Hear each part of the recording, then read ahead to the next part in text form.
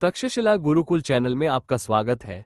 अगर आपने अभी तक हमारे चैनल को सब्सक्राइब नहीं किया है तो कृपया तुरंत सब्सक्राइब करें, घंटी का बटन दबाएं और अपनी टिप्पणियां और प्रतिक्रियाएं लिखें। अपने दोस्तों के साथ ज्यादा से ज्यादा शेयर करें। हम ऑनलाइन कुंडलिनी राजयोग दीक्षा और 6 महीने में कुंडली सक्रियण प्रदान करते हैं। नमस्कार मित्रों, हमारे देश भारत में 50 लाख से भी ज्यादा मंदिर हैं। इस भारत देश में 10 लाख से भी ज्यादा मठ, आश्रम, 6,40,000 गांव हैं, 15 से 25 लाख से भी ज्यादा साधु, सन्यासी, महात्मा इस देश में हैं। लेकिन फिर भी हम अपने देश में अपनी गुरुकुल परंपरा की शिक्षा नहीं दे पा रहे हैं। ये एक ऐसा विषय है जिस पर हमें विचार करने की जरूरत है। इसलिए हमारा तक्षशिला गुरुकुल महाविद्यालय पिछले 6 वर्षों से प्राचीन गुरुकुल पद्धति की तरह ब्रह्म विद्या, आत्मविद्या प्रदान कर रहा है। प्राचीन तकनीकों का उपयोग करते हुए 1 वर्ष में कुंडलिनी राजयोग, ब्रह्म विद्या, आत्मविद्या प्रदान करने का हमारा प्रयास है।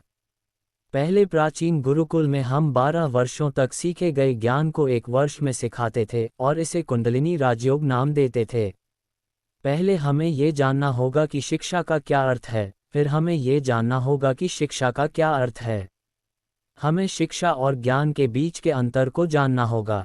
प्राचीन काल में ज्ञान आधारित शिक्षा प्रणाली प्रचलित थी। आधुनिक भारत में हम बच्चों को केवल डिग्रियों के आधार पर, अंकों के आधार पर शिक्षा दे रहे हैं। वास्तविक शिक्षा शारीरिक श्रम की ओर, बुद्धि की ओर, ज्ञान की ओर होती है। यदि मन विश्वास की ओर अग्रसर हो तो हमें उसे शिक्षा कहना चाहिए। यदि हम लोगों को आलसी बनाते हैं, यदि हम उन्हें भौतिकता सिखाते हैं, तो ये सच्ची शिक्षा नहीं हो सकती। हमने जो शिक्षा सीखी है वह ज्ञान की ओर नहीं ले जाती। ये वास्तविक शिक्षा नहीं हो सकती। जीविकोपार्जन के लिए जो कलाएं सीखी जाती हैं उन्हें शिक्षा कहते हैं।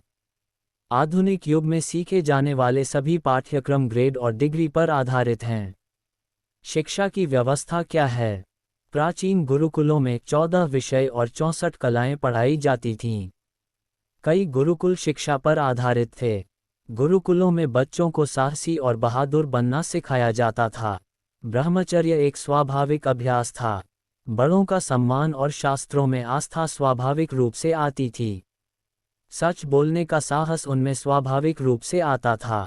माता पिता, बड़ों और बुजुर्गों का सम्मान करने जैसे गुण स्वाभाविक रूप से आते थे। इसलिए एक स्वस्थ समाज का निर्माण हो रहा था।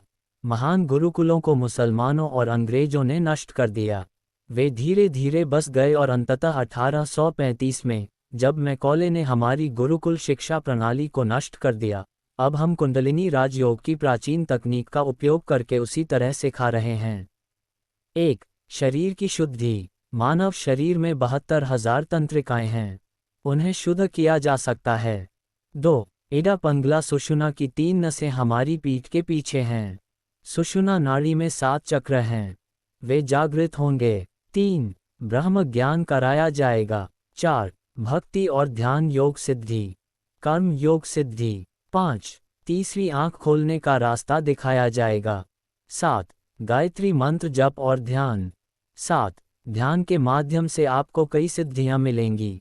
8. शास्त्रों को सुनने, ध्यान करने और अभ्यास करने से आपको ब्रह्म ज्ञान प्राप्त होगा। हम जो भी विज्ञान सिखाते हैं उसमें निस्संदेह हमने कई कुंडलिनी राजयोग साधकों के विचारों और भावनाओं के वीडियो पहले ही पोस्ट कर दिए हैं।